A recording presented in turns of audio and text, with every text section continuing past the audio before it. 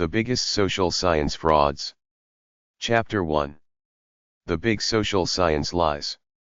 The biochemical imbalance lie. The idea or theory that a biochemical imbalance in the brain causes people to have mental illnesses and learning disabilities is pure fiction. There is no machine that measures a person's biochemical levels in the brain, compares them to a baseline of a normal brain and determines if there is an imbalance. Type the following term into a search engine.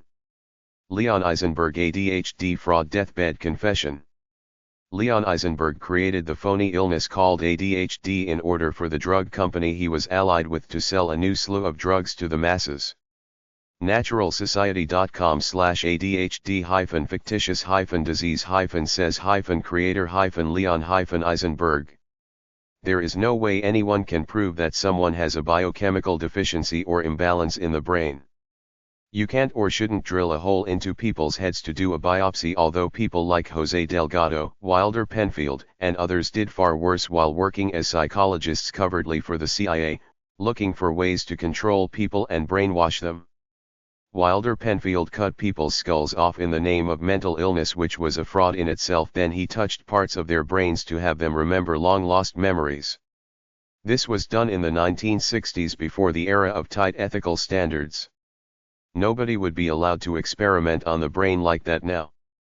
There were several videos for this on YouTube. The good one I saw several years ago seems gone, but I found this one. The CIA's Secret Experiments, Conspiracy Documentary, Real Stories. They looked for patients at mental institutions, then checked to see if they had any relatives or loved ones.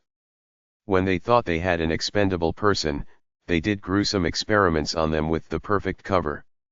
He's mentally ill. He's hallucinating.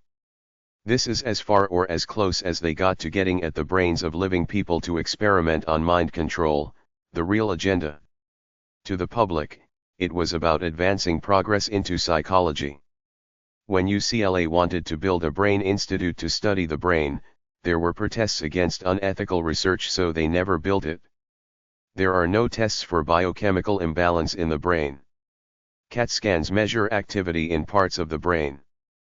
That's it, either activity or dead matter. The psychobablists say there is nothing you can do about your mental problems because it's not your fault. It's a biochemical imbalance in your brain. You must take mental health drugs for the rest of your life to keep you on an even keel. No machine exists that measures a biochemical imbalance in the brain. The terms biochemical imbalance and genetic predisposition to a mental illness are made-up terms with no scientific studies to back them up.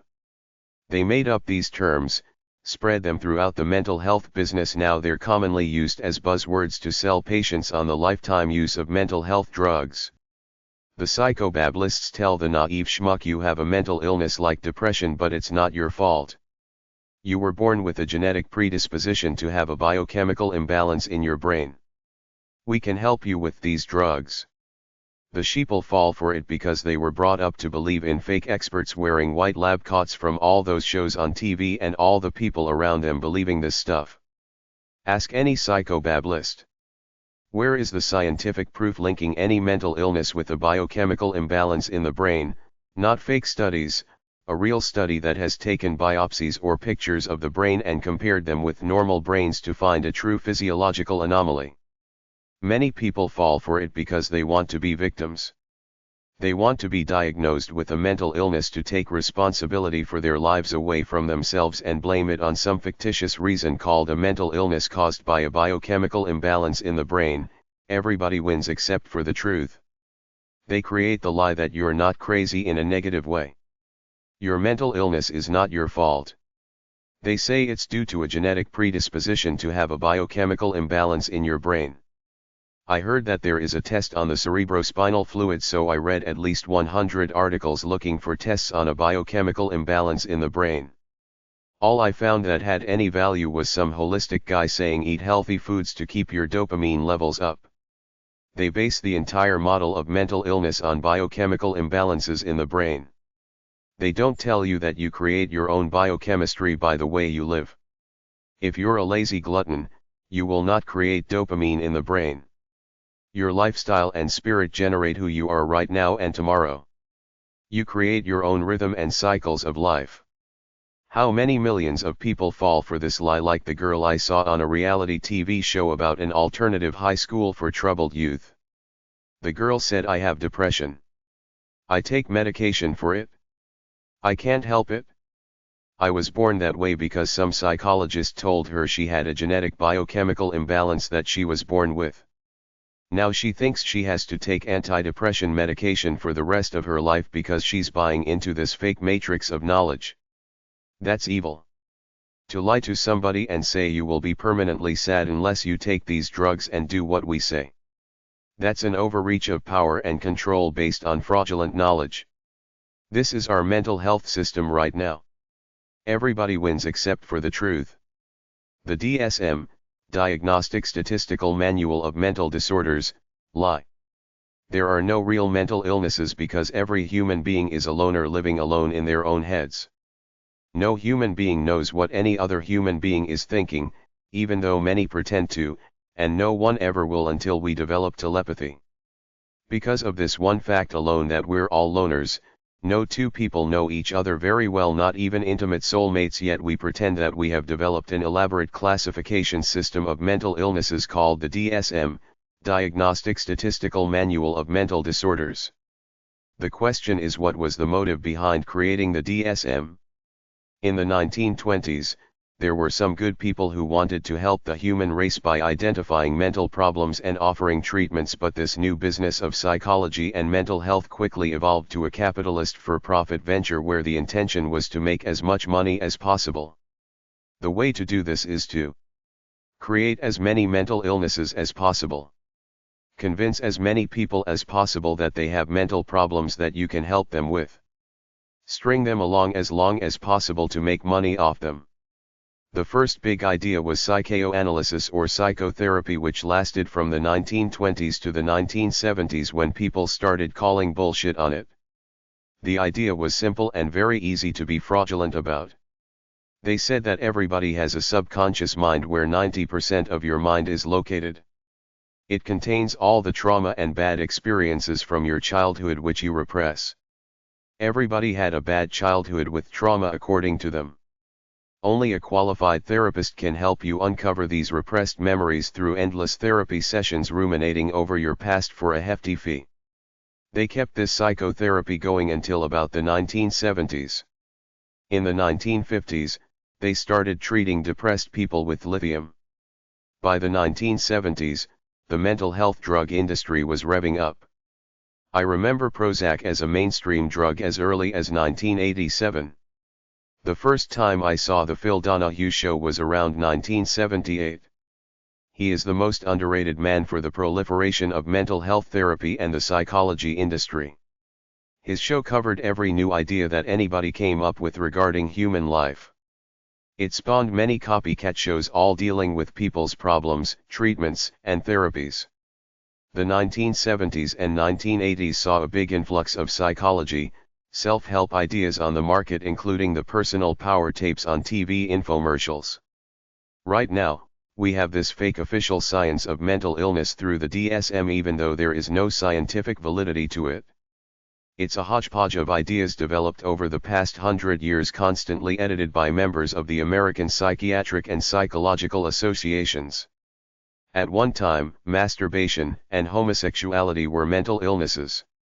They pretend they're scientific intellectuals. Not one has the guts to call bullshit on the DSM, like the kid in Hans Christian Andersen's fairy tale The Emperor's New Clothes who said the emperor is naked. He's not wearing special advanced clothes. They got mental illnesses for everybody, not just depressed or anxiety-ridden people. If you think highly of yourself, there is something wrong with that according to them. You have narcissistic personality disorder. If you are an extreme athlete, they say you have body dysmorphic disorder. If you think the human race is made up of evil people, which is what the Bible says, they classify you as a person with oppositional defiant disorder. It's a great way to control people. Have phony experts say there is something wrong with you. If they don't like you, then slap some mental illness diagnosis on you. Whatever problem any individual has is their own unique problem in the unique situation they're living in. On top of that, Life is moods. I typically start out every day mundane. I do some activities that earn self-respect and make me feel good. I do some inspired creative activities that might put me into a manic phase where I'm absorbed in my work, like in writing this book for example. Then I rest and go to sleep. Having a group of several one-size-fits-all mental illnesses is the supermarket approach to helping someone with a generic formula. A true helper tries to understand his friend and offers thoughtful ideas and advice. Everything else is arrogance, like all those categories they put people into through that fiction called the DSM, the Diagnostic Statistical Manual of Mental Disorders. A bunch of weak people buy into it and want to be taken care of by the system, so they embrace the phony therapies and the so-called mental health drugs. Most people are so brainwashed that they fall for it. Don't slap some phony label on them, then give them mental health drugs. Treat them as individuals with unique problems, but they can't do that because it would be too time-consuming to sit with someone like a friend, talk about their life, then try to talk out a solution together, like the dialectic method the ancient Greeks used to talk things out to come to the truth. Psychologists and psychiatrists are for-profit business people in the capitalist infrastructure. They have to make money as fast as they can, so they try to get as many patients as they can, spend as little time with them as possible, and get them hooked on mental health drugs, so they have to keep coming in to get a prescription. The DSM is a matrix of fake knowledge. A fraud, to label people with a mental illness when everyone is an individual. A crime against humanity, because diagnosing someone with a mental illness based on a flimsy talk for less than an hour, based on the biochemical imbalance, skews some people for the rest of their lives who wrongly think that there is something wrong with them because some system-sanctioned phony psychobabbler told them so. This is an evil crime. This book or database called the DSM, the Diagnostic Statistical Manual of Mental Disorders, with a list of bunch of fake mental illnesses that they fit people into, just like a medical doctor has a list of illnesses that they try to fit to the individual, is a fraud, because everybody is alone in their own thoughts, known to no one but themselves. It doesn't matter if some outside person puts a label on you or not. You live alone in your thoughts. You either solve your problems in your head on your own or you don't. Nobody outside of your head can help you solve what's in your head all that much. They can encourage and give advice, but ultimately only you can figure out how to be peaceful within yourself. People can spew out all the psychobabble they want at you.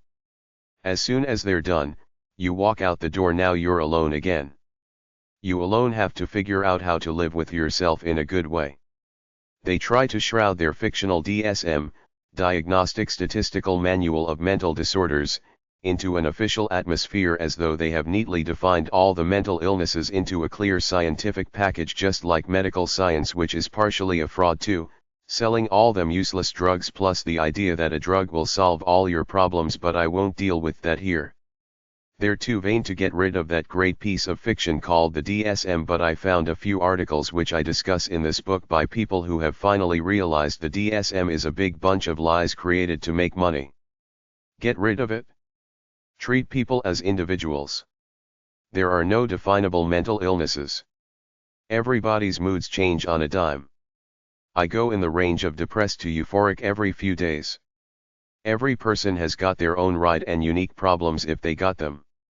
Some people don't have big problems. They strive to enjoy life. The social sciences are a capitalist industry that keep creating useless junk to justify themselves. Once you understand life, there is little more to explore or write about in an academic way. People have unique experiences and adventures in their lives. I'm interested in their stories, but not in any boob who comes with 10 life strategies, 7 habits of highly effective people, or any other one-dimensional mechanical rules on how people can supposedly find success and happiness. Here are the facts. I'm a loner with my own purity or true nature given by God or whatever created me at birth. Everything beyond this about life is someone else's ideas. Most of it is bullshit. As long as I obey the laws and pay my way, I don't owe society anything. The fact that everybody is a loner going through life alone in their own heads means nobody knows what is going on in the minds of other human beings, and nobody will until we develop telepathy. So you cannot have a science of human behavior that yields insights into human life because of the fact that no one knows what is going on in the minds of others. All the social sciences, not just psychology but all of them from anthropology to sociology, are capitalist for-profit industries that somehow have to keep expanding to perpetuate the illusion that they are useful, viable fields or entities, but they're not. They people in these fields are a bunch of bullshitters spinning their wheels or continually splitting hairs, constantly pretending they are on the verge of the next great insight in their field, but it's all bullshit. A billion bits of meaningless knowledge as in all the little articles and studies in all the academic journals equals zero as far as life insight goes, because a billion bit of meaningless info equals zero insight. So that's where all the fake social science academic fields are, constantly spewing out bullshit pretending they are advancing knowledge to appease the capitalist ideal of constant progress and development. It's the same as the people who publish Muscle and Fitness magazine. 30 years ago, my friends said, what's so deep and advanced about exercise and fitness that they have to keep publishing a new magazine for every month? It's 30 years later and they're republishing the same basic stuff repackaged in different forms over and over again. There is nothing new in human wisdom since the hypothetical wise man Solomon wrote the book of Ecclesiastes and the book of Proverbs in the Bible. That wisdom is as good as any I've read anywhere. All the new graduate students have to constantly spew out new bullshit to get their degrees and pretend they're experts on the cutting edge of human wisdom. Will this insanity ever stop? All that crap in all those social science journals is a tragedy. Read some of those titles sometimes. They're so caught up in their own bullshit, doing useless work that yields nothing for insight into human life. Every situation in life is unique to the players involved and the situation. You cannot define life such that it covers all the possible scenarios that might happen, so a wise person doesn't try to do something that is not possible. A wise person realizes we are all loner spirits going through unique journeys. You cannot capture life in a scientific way then reduce to a few steps or ideas. Stop wasting the money and time of well-meaning, naive young college students who are at that stupid stage of life where they're willing to buy the bullshit because all their lives they were told that the cool, smart people go to college. It's time told them that the cool, smart people think for themselves and have the courage to do their own thing. Any responsible adult knows we have no right to make them indoctrinated clones of the social science bullshit lie. This is a crime against humanity.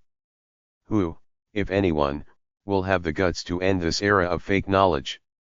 Approximately 9,600 four-year colleges around the world make multi-billions of dollars a year teaching the social science snake oil. If I had my way, I'd get rid of the entire social sciences and teach one simple course called Enlightenment 101, but they can't do it because college is a for-profit business masquerading as a non-profit educational institution. If you're going to teach human life in a useful way, tell everyone you're loners with an inherent purity called your true nature. Discover it and live by it. That's it. Anything beyond that is someone else's bullshit. Benjamin Franklin's 13 Virtues is an honorable common sense wisdom article, but I don't stop in every situation I'm in to pull out the list of 13 virtues then use it to analyze the situation. Ultimately it's minor entertainment and transcendent inspiration.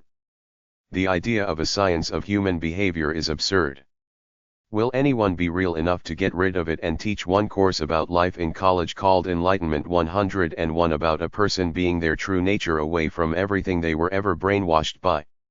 Everything is common sense. They created a big field called gerontology to study aging. What to study? You slow down, decline and die. There are fake experts in every aspect of life you can think of: creativity, grief, loneliness, shyness, happiness, etc. What can you possibly say about anything in life beyond a common sense paragraph, because everything about life is unique to the people involved and the situation they're in? All the ancient history fields like archaeology, anthropology, and paleontology are more fiction. We don't know what happened 50 years ago, much less 5,000 or 50,000. It's a big fraud. Get rid of the fake knowledge and move into subjects that have a practical value in the real world. I'm against fooling all those naive college students, sucking them out of their money with useless majors, damaging some of them to boot by filling their minds up with lies. Chapter 2. The Big Mental Health Tests. Introduction. There are no mental illness tests like there are medical tests to detect medical illnesses. Nowadays, mental health personality tests are done either as a psychological evaluation, as a part of a job process, or for the court system like in child custody cases.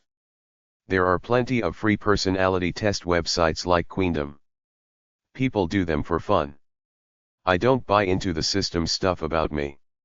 I don't care what anyone says about me. I am who I am in my head. To me, it's the system's voodoo. They pretend they got some scientific personality test, then I'm supposed to hang on every word the person giving the test says. Nobody can control me with anything from out there. The Minnesota Multiphasic Personality Inventory /MMPI. I remember doing the Minnesota Multiphasic Personality Inventory /MMPI in 1977, which was about 643 questions as part of the first course I took in psychology. Back then, I was a brainwashed kid who believed people called psychologists were advanced wise people studying the frontiers of human life. Now I don't believe any of the so-called science of psychology. Experience in real life followed by analysis of it will lead to the truth. The problem is that they get the kids when they're young and naive, fill them up with this junk, and some of them never find their way back to their real selves. Since then, the MMPI has morphed to several tests, the MMPI-2, which is still a big test at about 543 questions, and another version for child custody cases. The free test at idrlabs.com/multiphasic-personality/test.php is 104 questions. Then they give you boxes on the percentage you scored on about a dozen factors. It's kind of like those tests eharmony.com, the dating website, makes people do.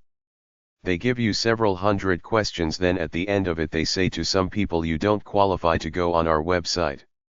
Here is what the MMPI supposedly measures. Validity scales. VRIN, variable response inconsistency. TRIN, true response inconsistency. F, infrequency. FB, back F. FP, infrequency, psychopathology.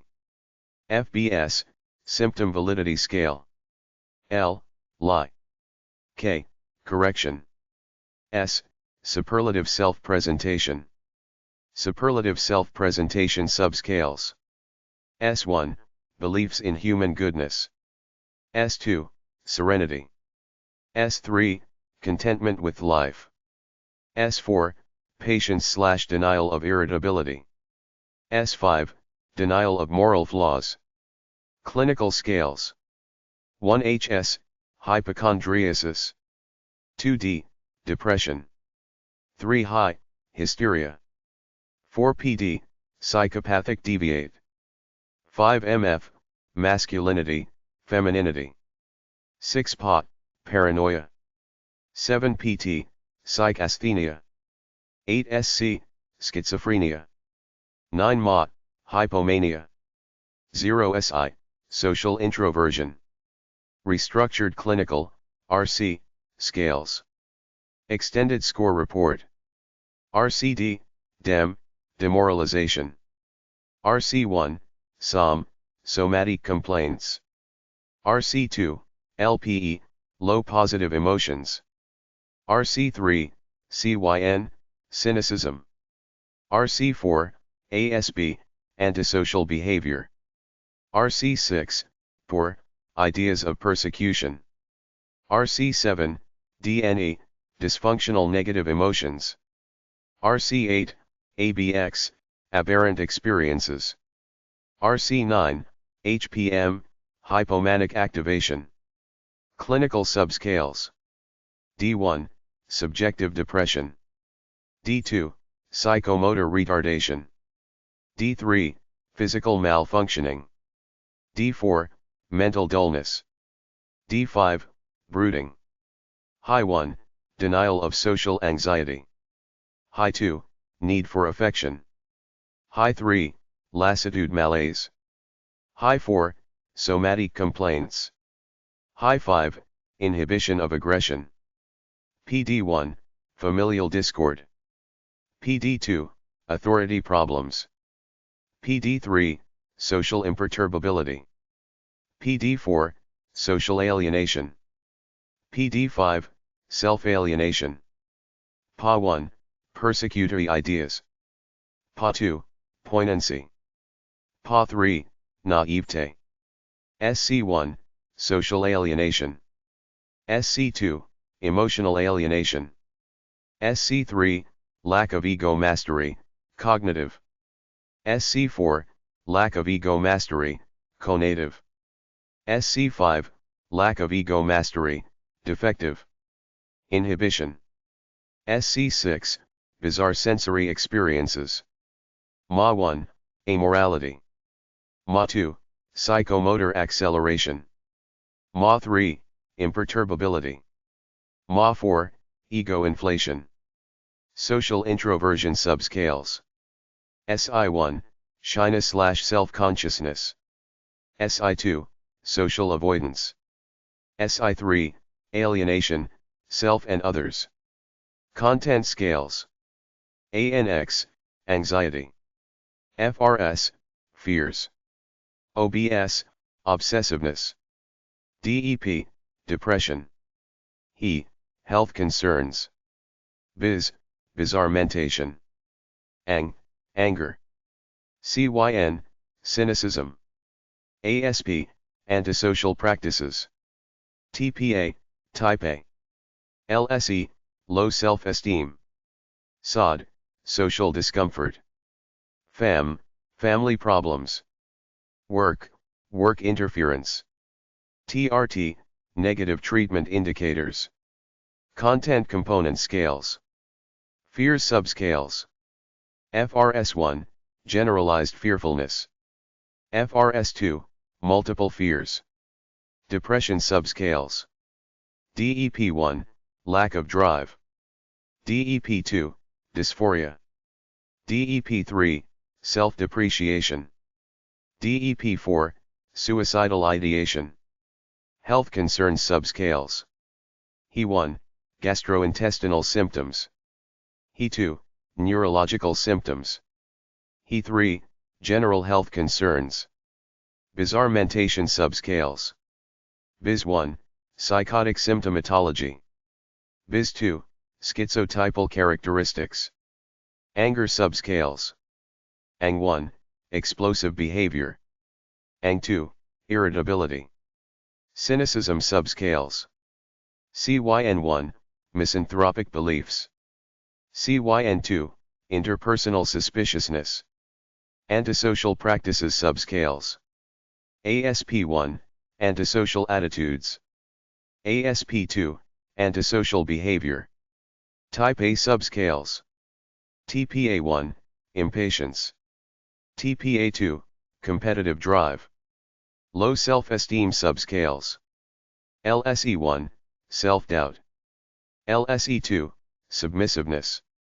Social discomfort. SOD1, introversion. SOD2, shyness. Family problems.